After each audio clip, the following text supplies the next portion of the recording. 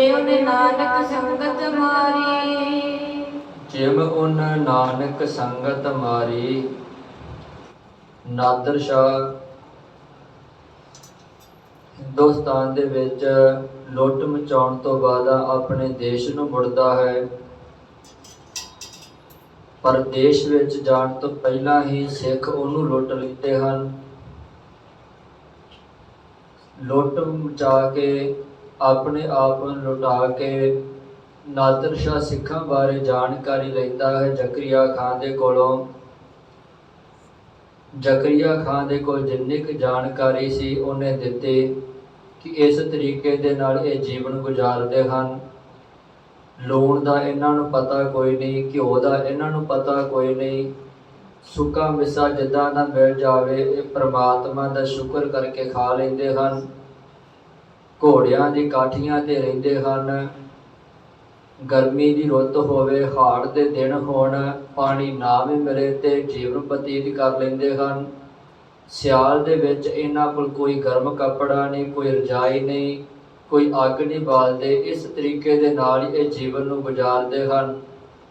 ਤੇ ਜਦੋਂ ਜ਼ਕਰੀਆ ਖਾਨ ਨੂੰ ਨਾਦਰ ਸ਼ਾਹ ਨੇ ਵਲੀ ਦੇ ਬਾਰੇ ਪੁੱਛਿਆ, ਇਹਨਾਂ ਦੇ ਪਿੱਛੇ ਤਾਕਤ ਕਿਹੜੀ ਹੈ, ਤਾਂ ਜ਼ਕਰੀਆ ਖਾਨ ਕਹਿਣ ਲੱਗਾ ਇਹਨਾਂ ਪਿੱਛੇ ਤਾਕਤ ਹੈ ਇਹਨਾਂ ਦਾ ਗੁਰੂ ਨਾਨਕ। ਇਹਨਾਂ ਦਾ ਕੋਈ ਪੀਰ ਹੋਇਆ ਹੈ, ਗੁਰੂ ਹੋਇਆ ਹੈ, ਜਿਨੇ ਇਹ ਪੰਥ ਚਲਾਇਆ। ਅਤੇ ਸੁਣੀਦਾ ਹੈ ਕਿ ਉਸ ਨਾਨਕ ਪੀਰ ਦੇ ਵਿੱਚ ਇੰਨੀ ਜ਼ਿਆਦਾ ਤਾਕਤ ਹੈ, ਇੰਨੀ ਜ਼ਿਆਦਾ ਉਹਦੇ ਕੋਲ ਸ਼ਕਤੀ ਸੀ ਕਿ ਉਹਨੇ ਵਿਗੜਿਆ ਹੋਇਆਂ ਨੂੰ ਸਿੱਧੇ ਰਾਹ 'ਤੇ ਪਾ ਦਿੱਤਾ ਅਤੇ ਉਹਨਾਂ ਨੂੰ ਵੀ ਪਰਮਾਤਮਾ ਦੇ ਨਾਲ, ਅੱਲਾ ਦੇ ਨਾਲ ਮਿਲਾ ਦਿੱਤਾ। ਇੰਨੀ ਸ਼ਕਤੀ ਵਾਲਾ ਉਹਨਾਂ ਦਾ ਪੀਰ ਹੈ। ਅਤੇ ਉਸ ਪੀਰ ਨੇ 10 ਜਾਮਿਆਂ ਦੇ ਵਿੱਚ ਆਪਣੀ ਜੋਤ ਨੂੰ ਟਿਕਾਇਆ ਤੇ ਹਾਰ ਕੇ ਉਹਨੇ 10 ਜਾਮਿਆਂ ਦੇ ਵਿੱਚ ਆ ਕੇ ਖਾਲਸੇ ਪੰਥ ਨੂੰ ਸਾਜਿਆ। ਇਸ ਕਰਕੇ ਇਹ ਲੋਕ ਆਪਣੇ ਆਪ ਨੂੰ ਖਾਲਸਾ ਕਹਿੰਦੇ ਹਨ, ਗੁਰੂ ਕਾ ਖਾਲਸਾ। ਇਹਨਾਂ ਦੇ ਨਾਨਕ ਪੀਰ ਕਰਕੇ ਹੀ ਇਹਨਾਂ ਦੀ ਤਾਕਤ ਵੱਧਦੀ ਹੈ। ਜਿਮ ਉਨ ਨਾਨਕ ਸੰਗਤ ਮਾਰੀ। ਤੇ ਜ਼ਕਰੀਆ ਖਾਨ ਕਹਿਣ ਲੱਗਾ ਮੈਂ ਇਹਨਾਂ ਦੇ ਨਾਨਕ ਲੇਵਾ ਸੰਗਤ ਨੂੰ ਮਾਰ ਮਾਰ ਕੇ ਵੇਖ ਲਿਆ ਹੈ। ਇਹਨਾਂ ਲੋਕਾਂ ਨੂੰ ਮੈਂ ਤਸੀਹੇ ਦੇ ਦੇ ਕੇ ਵੇਖ ਲਿਆ ਹੈ। ਇਹਨਾਂ ਨੂੰ ਮੈਂ ਖਤਮ ਕਰਨ ਦਾ ਹਰ ਉਪਰਾਲਾ ਕਰਕੇ ਵੇਖ ਲਿਆ ਹੈ, ਪਰ ਇਹਨਾਂ ਦੀ ਗਿਣਤੀ ਵਿੱਚ ਕੋਈ ਵੀ ਘਾਟਾ ਨਹੀਂ ਪੈਂਦਾ, ਇਹ ਸਗੋਂ ਵੱਧਦੇ ਹੀ ਜਾਂਦੇ ਹਨ। ਇਹਨਾਂ ਦੀ ਨਾਨਕ ਲੇਵਾ ਸੰਗਤ ਦਾ ਮੈਂ ਨੁਕਸਾਨ ਕਰ ਕਰਕੇ ਇਹਨਾਂ ਨੂੰ ਸਜ਼ਾਵਾਂ ਦੇ ਦੇ ਕੇ ਵੇਖ ਚੁੱਕਿਆ ਹਾਂ, ਪਰ ਇਹਨਾਂ ਉੱਤੇ ਕੋਈ ਅਸਰ ਨਹੀਂ ਹੁੰਦਾ, ਸਗੋਂ ਇਹ ਦੁੱਖ ਨੂੰ ਵੀ ਸੁੱਖ ਕਰਕੇ ਮੰਨਦੇ ਹਨ ਤੇ ਉਸ ਪਰਮਾਤਮਾ ਦਾ ਸ਼ੁਕਰ ਕਰਦੇ ਹਨ। ਜਿਮ ਜਿਮ ਇਨਸੋ ਕਰੀ ਖੁਆਰੀ। ਜਿਮ ਜਿਮ ਲੀਨੀ ਜਿਮ ਜਿਮ ਇਨਸੋ ਕਰੀ ਖੁਆਰੀ। ਜ਼ਕਰੀਆ ਖਾਨ ਕਹਿੰਦਾ ਜਿਵੇਂ ਜਿਵੇਂ ਇਹਨਾਂ ਨੂੰ ਮੈਂ ਖੁਆਰ ਕਰਦਾ ਹਾਂ, ਇਹਨਾਂ ਨੂੰ ਦੁੱਖ ਦਿੰਦਾ ਹਾਂ, ਇਹਨਾਂ ਨੂੰ ਤਸੀਹੇ ਦਿੰਦਾ ਹਾਂ, ਇਹਨਾਂ ਨੂੰ ਮੈਂ ਬਰਬਾਦ ਕਰਨ ਦੀ ਜਾਂ ਖੁਰਾ ਖੋਸ਼ ਮਟਾਉਣ ਦੀ ਕੋਈ ਕੋਸ਼ਿਸ਼ ਕਰਦਾ ਹਾਂ, ਇਹਨਾਂ ਦਾ ਕੋਈ ਨੁਕਸਾਨ ਨਹੀਂ ਹੁੰਦਾ, ਸਗੋਂ ਨੁਕਸਾਨ ਵੀ ਸਾਡਾ ਹੁੰਦਾ ਹੈ। ਤੇ ਇਹ ਦੁੱਖ ਵਿੱਚ ਵੀ ਸੁੱਖ ਨੂੰ ਮਹਿਸੂਸ ਕਰਦੇ ਹਨ ਅਤੇ ਉਸੇ ਤਰੀਕੇ ਦੇ ਨਾਲ ਚੜ੍ਹਦੀ ਕਲਾ ਵਿੱਚ ਰਹਿੰਦੇ ਹਨ। ਭਾਵੇਂ ਇਹ ਘਰ ਦੇ ਵਿੱਚ ਖਾਣ, ਭਾਵੇਂ ਨਹੀਂ ਖਾਣ, ਭਾਵੇਂ ਫੌਜ ਮਗਰ ਲੱਗੀ ਆ, ਖਾਣ ਵਾਸਤੇ ਕੁਝ ਹੈ ਜਾਂ ਨਹੀਂ ਹੈ, ਪਾਉਣ ਵਾਸਤੇ ਕੁਝ ਹੈ ਜਾਂ ਨਹੀਂ ਹੈ, ਇਹ ਕਿਸੇ ਵੀ ਪ੍ਰਕਾਰ ਦੇ ਵਿੱਚ ਰਹਿਣ, ਕਦੇ ਵੀ ਢਹਿੰਦੀ ਕਲਾ ਵਿੱਚ ਨਹੀਂ ਜਾਂਦੇ, ਇਹ ਸਗੋਂ ਚੜ੍ਹਦੀ ਕਲਾ ਵਿੱਚ ਹੀ ਜਾਂਦੇ ਹਨ। ਆਪਣੇ ਨੂੰ ਫਖਰ ਮਹਿਸੂਸ ਕਰਦੇ ਹਨ ਕਿ ਸਾਨੂੰ ਜਿਹੜੇ ਵੀ ਹਾਲਾਤ ਵਿੱਚ ਰੱਖਿਆ ਹੈ, ਪਰਮਾਤਮਾ ਦੇ ਭਾਣੇ ਵਿੱਚ ਚੱਲ ਰਹੇ ਹਾਂ ਤੇ ਪਰਮਾਤਮਾ ਨੇ ਸਾਨੂੰ ਇੰਨੀ ਤਾਕਤ ਦਿੱਤੀ ਹੈ ਕਿ ਜੇ ਕੁਝ ਖਾਣ ਵਾਸਤੇ ਹੈ ਤੇ ਖਾ ਲਵੋ, ਜੇ ਨਹੀਂ ਹੈਗਾ ਤੇ ਉਹਦਾ ਪਰਮਾਤਮਾ ਦਾ ਸ਼ੁਕਰ ਕਰੋ। ਪਾਉਣ ਵਾਸਤੇ ਹੈ ਤੇ ਪਾ ਕੇ ਹੰਡਾ ਲਵੋ, ਨਹੀਂ ਪਾਉਣ ਵਾਸਤੇ ਉਸ ਪਰਮਾਤਮਾ ਦਾ ਸ਼ੁਕਰ ਕਰੋ। ਮੈਂ ਇਹਨਾਂ ਨੂੰ ਹਰੇਕ ਪ੍ਰਕਾਰ ਤੋਂ ਖੁਆਰ ਕਰ ਕਰਕੇ ਦੁੱਖ ਦੇ ਦੇ ਕੇ ਵੇਖ ਲਿਆ ਹੈ, ਪਰ ਇਹਨਾਂ ਦੀ ਸਿਹਤ ਉੱਤੇ ਕੋਈ ਅਸਰ ਨਹੀਂ ਹੁੰਦਾ। ਜਿਮ ਜਿਮ ਲੀਨੀ ਕਰਾ ਸੁਮਾਤ। ਜਿਮ ਜਿਮ ਲੀਨੀ ਕਰਾ ਸੁਮਾਤ। ਜ਼ਕਰੀਆ ਖਾਨ ਕਹਿੰਦਾ ਨਾਦਰ ਸ਼ਾਹ ਮੈਂ ਇੱਥੋਂ ਤੱਕ ਸੁਣਿਆ ਹੈ ਕਿ ਜਿੰਨੀ ਕਰਾਮਾਤ ਇਹਨਾਂ ਦੇ ਨਾਨਕ ਪੀਰ ਵਿੱਚ ਸੀ, ਜਿੰਨੀ ਕਰਾਮਾਤ ਇਹਨਾਂ ਦੇ ਗੁਰੂ ਦੇ ਕੋਲ ਸੀ, ਉਨੀ ਕਰਾਮਾਤ ਇਹਨਾਂ ਦੇ ਕੋਲ ਹੈ। ਉਹਦਾ ਕਾਰਨ ਇਹ ਹੈ ਕਿ ਇਹਨਾਂ ਦੇ ਵਲੀ ਨੇ, ਇਹਨਾਂ ਦੇ ਪੀਰ ਨੇ ਇੱਕ ਇਹਨਾਂ ਨੂੰ ਆਬੇ ਹਯਾਤ ਸਰੋਵਰ ਬਣਾ ਕੇ ਦਿੱਤਾ ਹੈ। ਭਾਵ ਕਿ ਸ਼੍ਰੀ ਹਰਿਮੰਦਰ ਸਾਹਿਬ ਦੇ ਵਿੱਚ, ਸ਼੍ਰੀ ਅੰਮ੍ਰਿਤਸਰ ਦੀ ਧਰਤੀ ਦੇ ਉੱਤੇ ਜੋ ਅੰਮ੍ਰਿਤ ਸਰੋਵਰ ਬਣਿਆ ਹੈ, ਉਹਦੇ ਬਾਰੇ ਦੱਸਦਾ ਹੈ ਕਿ ਇਹਨਾਂ ਦੇ ਵਲੀ ਨੇ, ਇਹਨਾਂ ਦੇ ਗੁਰੂ ਨੇ ਇਹਨਾਂ ਨੂੰ ਆਬੇ ਹਯਾਤ ਬਣਾ ਕੇ ਦਿੱਤਾ ਹੈ। ਜਦੋਂ ਇਹਨਾਂ ਉੱਤੇ ਅਸੀਂ ਜ਼ੁਲਮ ਕਰਦੇ ਹਾਂ, ਇਹ ਜ਼ਖਮੀ ਹੋ ਜਾਂਦੇ ਹਨ, ਤਾਂ ਇਹ ਉਸ ਅੰਮ੍ਰਿਤ ਸਰੋਵਰ ਵਿੱਚ ਇਸ਼ਨਾਨ ਕਰਦੇ ਹਨ ਤੇ ਫਿਰ ਖੜੇ ਹੋ ਕੇ ਸਾਡੇ ਨਾਲ ਲੜਨ ਲੱਗ ਪੈਂਦੇ ਹਨ। ਇਹਨਾਂ ਨੂੰ ਸਾਰੀ ਦੀ ਸਾਰੀ ਤਾਕਤ ਉਸ ਆਬੇ ਹਯਾਤ ਤੋਂ ਮਿਲਦੀ ਹੈ, ਕਿਉਂਕਿ ਜਿੰਨੀ ਤਾਕਤ ਇਹਨਾਂ ਦੇ ਗੁਰੂ ਦੇ ਕੋਲ ਹੈ, ਜਿੰਨੀ ਸਮਰੱਥਾ ਇਹਨਾਂ ਦੇ ਗੁਰੂ ਦੇ ਕੋਲ ਹੈ, ਜਿੰਨੀਆਂ ਕਰਾਮਾਤਾਂ, ਜਿੰਨੀਆਂ ਰਿੱਧੀਆਂ ਸਿੱਧੀਆਂ ਇਹਨਾਂ ਦੇ ਗੁਰੂ ਕੋਲ ਹੈ, ਉਹ ਸਾਰੀ ਦੇ ਸਾਰੀਆਂ ਗੁਰੂ ਨੇ ਇਹਨਾਂ ਦੀ ਝੋਲੀ ਵਿੱਚ ਪਾਈਆਂ ਹਨ। ਤੇ ਇਸ ਕਰਕੇ ਜਿਹੜਾ ਵਾ ਇਹ ਦੁੱਖ ਨੂੰ ਦੁੱਖ ਨਹੀਂ ਬਣਦੇ, ਤਕਲੀਫ ਨੂੰ ਤਕਲੀਫ ਨਹੀਂ ਬਣਦੇ, ਸਗੋਂ ਇਹ ਜਿਹੜਾ ਦੁੱਖ ਨੂੰ ਸੁੱਖ ਸਮਝ ਕੇ ਜਿਹੜਾ ਵਾ ਜੀਵਨ ਬਤੀਤ ਕਰਦੇ ਹਨ। ਜਿਵ ਜਿਵ ਲੀਨੀ ਕਰਾ ਸੁਮਾਤ, ਜਿਵੇਂ ਜਿਵੇਂ ਇਹਨਾਂ ਦੇ ਗੁਰੂ ਦੇ ਕੋਲ ਕਰਾਮਾਤ ਹੈ, ਉਵੇਂ ਜਿਹੜੀ ਸਾਰੀ ਕਰਾਮਾਤ ਇਹਨਾਂ ਦੇ ਕੋਲ ਹੈ। ਜਿਮ ਸਤਿਗੁਰ ਸੋ ਕੀਨੇ ਘਾਤ, ਜਿਮ ਸਤਿਗੁਰ ਸੋ ਕੀਨੇ ਘਾਤ। ਜ਼ਕਰੀਆ ਖਾਂ ਕਹਿਣ ਲੱਗਾ, ਸਾਡੇ ਜਿਹੜੇ ਪਹਿਲਾ ਬਾਦਸ਼ਾਹ ਹੋਏ ਹਨ, ਉਹਨਾਂ ਬਾਦਸ਼ਾਹਾਂ ਨੇ ਇਸ ਧਰਮ ਨੂੰ ਖਤਮ ਕਰਨ ਵਾਸਤੇ ਕਈ ਉਪਰਾਲੇ ਕੀਤੇ ਹਨ। ਕਿਉਂਕਿ ਉਹਨਾਂ ਬਾਦਸ਼ਾਹਾਂ ਨੇ, ਭਾਵੇਂ ਜਹਾਂਗੀਰ ਸੀ, ਭਾਵੇਂ ਸ਼ਾਹਜਹਾਨ ਹੈ, ਭਾਵੇਂ ਔਰੰਗਜ਼ੇਬ ਹੈ ਤੇ ਭਾਵੇਂ ਅਕਬਰ ਬਾਦਸ਼ਾਹ ਹੈ, ਇਹਨਾਂ ਸਾਰਿਆਂ ਨੇ ਗੁਰੂ ਘਰ ਨੂੰ ਨੁਕਸਾਨ ਪਹੁੰਚਾਉਣ ਦੀ ਕੋਸ਼ਿਸ਼ ਕੀਤੀ, ਪਰ ਇਹਨਾਂ ਦਾ ਕੋਈ ਵਾਲ ਨਹੀਂ ਵਿੰਗਾ ਕਰ ਸਕਿਆ। ਸਗੋਂ ਉਲਟਾ ਬਾਦਸ਼ਾਹ ਦਾ ਹੀ ਨੁਕਸਾਨ ਹੋਇਆ ਹੈ, ਕਿਉਂਕਿ ਬਾਦਸ਼ਾਹ ਜਹਾਂਗੀਰ ਨੇ ਗੁਰੂ ਅਰਜਨ ਦੇਵ ਪਾਤਸ਼ਾਹ ਨੂੰ ਅੱਤ ਦੇ ਤਸੀਹੇ ਦਿੱਤੇ ਹਨ, ਅੱਤ ਦੇ ਕਸ਼ਟ ਦੇ ਕੇ ਸ਼ਹੀਦ ਕੀਤਾ ਹੈ। ਪਰ ਇਹਨਾਂ ਦਾ ਗੁਰੂ ਤਤੀ ਤਵੀ ਤੇ ਬੈਠ ਕੇ ਵੀ ਇਹ ਕਹਿੰਦਾ, ਤੇਰਾ ਕੀਆ ਮੀਠਾ ਲਾਗੈ, ਹਰ ਨਾਮ ਪਦਾਰਥ ਨਾਨਕ ਮੰਗੈ, ਦੁਖ ਨਾਹੀ ਸਭ ਸੁਖ ਹੀ ਹੈ ਰੇ, ਏਕੈ ਏਕੀ ਨੇਤੇ। ਇਹਨਾਂ ਦਾ ਗੁਰੂ ਦੇਗ ਵਿੱਚ ਉਬਾਲੇ ਖਾਂਦਾ ਹੈ, ਤਾਂ ਵੀ ਕਹਿੰਦਾ, ਕਬੀਰ ਮੋਹ ਮਰਨੇ ਕਾ ਚਾਉ ਹੈ, ਮਰੂੰ ਤਾਂ ਹਰ ਕੈ ਦਵਾਰ, ਮਤ ਹਰ ਪੁੱਛ ਕੌਣ ਹੈ ਪਰਾ ਹਮਾਰੇ ਬਾਰ। ਤਤੀ ਰੇਤਾ ਸਿਰ ਤੇ ਪਾਈ ਜਾਂਦੀ ਹੈ, ਤਾਂ ਵੀ ਇਹਨਾਂ ਦਾ ਗੁਰੂ ਡੋਲਦਾ ਨਹੀਂ ਹੈ। ਜਿਵ ਸਤਿਗੁਰ ਸੋ ਕੀਨੇ ਘਾਤ, ਇਹਨਾਂ ਦੇ ਗੁਰੂ ਨੂੰ ਪੰਜਵੇਂ ਜਾਮੇ ਵਿੱਚ ਗੁਰੂ ਅਰਜਨ ਦੇਵ ਪਾਤਸ਼ਾਹ ਜੀ ਨੂੰ, ਗੁਰੂ ਨਾਨਕ ਜੋਤ ਦੀ ਮਾਲਕ ਨੂੰ ਅੱਤ ਦੇ ਤਸੀਹੇ ਦਿੱਤੇ ਹਨ ਜਹਾਂਗੀਰ ਦੇ ਵੇਲੇ। ਪਰ ਇਹਨਾਂ ਦੇ ਗੁਰੂ ਨੇ ਜਿਹੜਾ ਆਪਣੇ ਆਪ ਨੂੰ ਕੁਰਬਾਨ ਕਰ ਦਿੱਤਾ, ਪਰ ਉਹਨੇ ਜਹਾਂਗੀਰ ਦੀ ਇੱਕ ਵੀ ਗੱਲ ਨੂੰ ਕਬੂਲ ਨਹੀਂ ਕੀਤਾ। ਭਾਵ ਕਿ ਇਹਨਾਂ ਦੇ ਗੁਰੂਆਂ ਨੂੰ ਵੀ ਅਸੀਂ ਜਿਹੜਾ ਵਾ ਮਾਰ ਕੇ ਵੇਖ ਲਿਆ, ਖਤਮ ਕਰਕੇ ਵੇਖ ਲਿਆ ਹੈ, ਪਰ ਇਸ ਧਰਮ ਦੇ ਵਿੱਚ ਕੋਈ ਵੀ ਜ਼ਿਆਦਾ ਫਰਕ ਨਹੀਂ ਪੈਂਦਾ। ਨਾ ਇਹਨਾਂ ਦੇ ਗੁਰੂ ਨੂੰ ਕੋਈ ਫਰਕ ਪਿਆ ਹੈ ਤੇ ਨਾ ਹੀ ਗੁਰੂ ਦੇ ਸਾਜੇ ਹੋਏ ਇਸ ਧਰਮ ਦੇ ਵਿੱਚ ਕੋਈ ਫਰਕ ਪੈਂਦਾ ਹੈ। ਪੁੱਛ ਪੁੱਛ ਨਾਦਰ ਸਭ ਸੁਣ ਲਿਓ, ਪੁੱਛ ਪੁੱਛ ਨਾਦਰ ਸਭ ਸੁਣ ਲਿਓ। ਭਾਈ ਰਤਨ ਸਿੰਘ ਜੀ ਕਹਿੰਦੇ ਹਨ, ਨਾਦਰ ਸ਼ਾਹ ਨੇ ਸਿੱਖਾਂ ਦੇ ਬਾਰੇ ਜ਼ਕਰੀਆ ਦੇ ਖਾਂ ਦੇ ਕੋਲ ਸਾਰਾ ਕੁਝ ਪੁੱਛ ਲਿਆ, ਸਾਰਾ ਕੁਝ ਉਹਨੇ ਜਾਣ ਲਿਆ। ਸਾਰੇ ਭੇਦ ਤਬ ਖਾਨੂ ਦਇਓ, ਸਾਰੇ ਭੇਦ ਤਬ ਖਾਨੂ ਦਇਓ। ਜ਼ਕਰੀਆ ਖਾਂ ਨੇ ਨਾਦਰ ਸ਼ਾਹ ਨੂੰ ਸਾਰੇ ਭੇਦ ਦੱਸ ਦਿੱਤੇ ਕਿ ਆ ਇਹਨਾਂ ਦਾ ਜਿਹੜਾ ਵਾ ਧਰਮ ਹੈ, ਆ ਇਹਨਾਂ ਦਾ ਜੀਵਨ ਹੈ, ਆ ਇਹਨਾਂ ਦੇ ਗੁਰੂ ਨੇ ਇਹਨਾਂ ਨੂੰ ਆ ਕਰਾਮਾਤਾਂ ਦਿੱਤੀਆਂ। ਸਾਰਾ ਭੇਦ ਜ਼ਕਰੀਆ ਖਾਂ ਨੇ ਨਾਦਰ ਸ਼ਾਹ ਨੂੰ ਦੇ ਦਿੱਤਾ। ਤੇਗ ਬਹਾਦਰ ਜਿਮ ਸਿਰ ਦਿਓ, ਤੇਗ ਬਹਾਦਰ ਜਿਮ ਸਿਰ ਦਿਓ। ਭਾਈ ਰਤਨ ਸਿੰਘ ਜੀ ਕਹਿੰਦੇ ਹਨ, ਗੁਰੂ ਤੇਗ ਬਹਾਦਰ ਪਾਤਸ਼ਾਹ ਜੀ ਦੇ ਬਾਰੇ ਵੀ ਜ਼ਕਰੀਆ ਖਾਂ ਨੇ ਦੱਸਿਆ ਨਾਦਰ ਸ਼ਾਹ ਨੂੰ ਕਿ ਕਿਵੇਂ ਜਿਨ੍ਹਾਂ ਦੇ 9ਵੇਂ ਜਾਮੇ ਵਿੱਚ ਆ ਕੇ ਗੁਰੂ ਨਾਨਕ ਪਾਤਸ਼ਾਹ ਜੀ ਦੀ ਜੋਤ ਗੁਰੂ ਤੇਗ ਬਹਾਦਰ ਮਹਾਰਾਜ ਜੀ ਨੇ ਕਿਵੇਂ ਇੱਕ ਧਰਮ ਨੂੰ ਬਚਾਉਣ ਵਾਸਤੇ ਆਪਣੇ ਆਪ ਨੂੰ ਕੁਰਬਾਨ ਕੀਤਾ। ਦਿੱਲੀ ਵਿੱਚ ਜਾ ਕੇ ਸੀਸ ਦੇ ਦਿੱਤਾ, ਆਪਣੇ ਆਪ ਨੂੰ ਕੁਰਬਾਨ ਕਰ ਦਿੱਤਾ। ਗੁਰੂ ਤੇਗ ਬਹਾਦਰ ਪਾਤਸ਼ਾਹ ਜੀ ਦੇ ਬਾਰੇ ਵੀ ਨਾਦਰ ਸ਼ਾਹ ਨੂੰ ਜ਼ਕਰੀਆ ਖਾਂ ਦੱਸਦਾ ਹੈ। ਜਿਮ ਕਰ ਹਰ ਸ਼ਹਿਜ਼ਾਦੇ ਹੈ, ਜਿਮ ਕਰ ਚਾਰ ਸ਼ਹਿਜ਼ਾਦੇ ਹਯੋ। ਉਸ ਤੋਂ ਬਾਅਦ ਨਾਦਰ ਸ਼ਾਹ ਨੂੰ 4 ਸਾਹਿਬਜ਼ਾਦਿਆਂ ਬਾਰੇ ਵੀ ਦੱਸਦਾ ਹੈ ਨਾ ਜ਼ਕਰੀਆ ਖਾਂ ਕਿ ਕਿਵੇਂ ਔਰੰਗਜ਼ੇਬ ਦੇ ਸਮੇਂ ਵਜ਼ੀਰ ਖਾਨ ਨੇ ਕਿਵੇਂ ਜਿਹੜਾ ਵਾ ਇਹਨਾਂ ਦੇ ਗੁਰੂ ਦੇ 4 ਸਾਹਿਬਜ਼ਾਦਿਆਂ ਨੂੰ ਕੋਹ ਕੇ ਮਾਰਿਆ।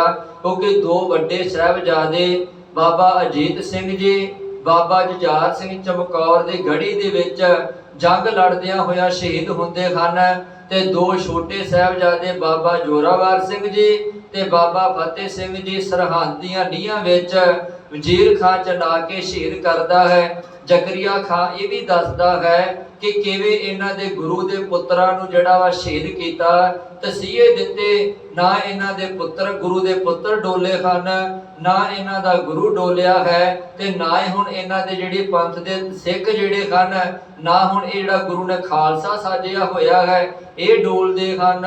ਤਬ ਨਾਦਰ ਸੁਣ ਸੀਸ ਹਿਲਾਇਓ, ਤਬ ਨਾਦਰ ਸ਼ਾਹ ਸੁਣ ਸੀਸ ਹਿਲਾਇਓ। ਨਾਦਰ ਸ਼ਾਹ ਨੇ ਜਦੋਂ ਸਾਰਾ ਕੁਝ ਸੁਣ ਲਿਆ, ਗੁਰੂ ਤੇਗ ਬਹਾਦਰ ਜੀ ਦੀ ਸ਼ਹਾਦਤ ਬਾਰੇ ਸੁਣ ਲਿਆ, ਗੁਰੂ ਗੋਬਿੰਦ ਸਿੰਘ ਪਾਤਸ਼ਾਹ ਦੇ ਲਗਤੇ ਜਿਗਰ ਚਾਰ ਸਾਹਿਬਜ਼ਾਦਿਆਂ ਬਾਰੇ ਸੁਣ ਲਿਆ, ਪੰਚਮ ਪਿਤਾ ਗੁਰੂ ਅਰਜਨ ਦੇਵ ਪਾਤਸ਼ਾਹ ਜੀ ਦੀ ਸ਼ਹੀਦੀ ਬਾਰੇ ਸੁਣ ਲਿਆ, ਸਿੱਖਾਂ ਦੀ ਜਾਣਕਾਰੀ ਲੈ ਲਈ, ਤੇ ਨਾਦਰ ਸ਼ਾਹ ਫਿਰ ਸੀਸ ਹਿਲਾਉਂਦਾ। ਅਸਲ ਕਹਾਣੀ ਆ ਹੈ ਜਿਹੜੀ ਤੂੰ ਹੁਣ ਦੱਸੀ ਹੈ। ਮੈਂ ਤਾਈਓ ਸੁਣ ਕੇ ਜਿਹੜਾ ਵਾ ਕਹਿ ਰਿਹਾ ਸੀ ਕਿ ਇਹ ਕੌਣ ਲੋਕ ਹਨ ਜਿਨ੍ਹਾਂ ਨੇ ਮੇਰਾ ਰਾਹ ਰੋਕਣ ਦੀ ਕੋਸ਼ਿਸ਼ ਕੀਤੀ। ਮੈਨੂੰ ਹੁਣ ਸਮਝ ਲੱਗੀ ਹੈ ਕਿ ਜਿਹੜਾ ਇਹ ਧਰਮ ਚਲਾਉਣ ਵਾਲਾ ਗੁਰੂ ਇਹਨਾਂ ਦਾ ਇੰਨੀ ਤਾਕਤ ਵਾਲਾ ਹੈ, ਤੇ ਇਸ ਧਰਮ ਦੇ ਜਿਹੜੇ ਸਿੱਖ ਹਨ ਜਾਂ ਖਾਲਸਾ ਜਿਹੜੇ ਲੋਕ ਹਨ ਉਹ ਕਿੰਨੀ ਤਾਕਤ ਵਾਲੇ ਹਨ। ਮੈਨੂੰ ਹੁਣ ਜਿਹੜੀ ਇਸ ਗੱਲ ਦੀ ਸਮਝ ਲੱਗੀ ਹੈ। ਤਬ ਨਾਦਰ ਸੁਣ ਸੀਸ ਹਿਲਾਇਓ। ਸਾਰੀ ਗੱਲ ਸੁਣ ਕੇ ਨਾਦਰ ਸ਼ਾਹ ਸੀਸ ਹਿਲਾਉਂਦਾ ਹੈ। ਆਪਣੋ ਕੀਨੋ ਅਬ ਤੁਮ ਪਾਇਓ, ਆਪਣੋ ਕੀਨੋ ਅਬ ਤੁਮ ਪਾਇਓ। ਭਾਈ ਰਤਨ ਸਿੰਘ ਜੀ ਕਹਿੰਦੇ ਸੀਸ ਹਿਲਾਉਣ ਤੋਂ ਬਾਅਦ, ਸਿਰ ਹਿਲਾਉਣ ਤੋਂ ਬਾਅਦ ਨਾਦਰ ਸ਼ਾਹ ਫਿਰ ਜ਼ਕਰੀਆ ਖਾਨ ਨੂੰ ਇੱਕ ਗੱਲ ਕਹਿੰਦਾ ਹੈ।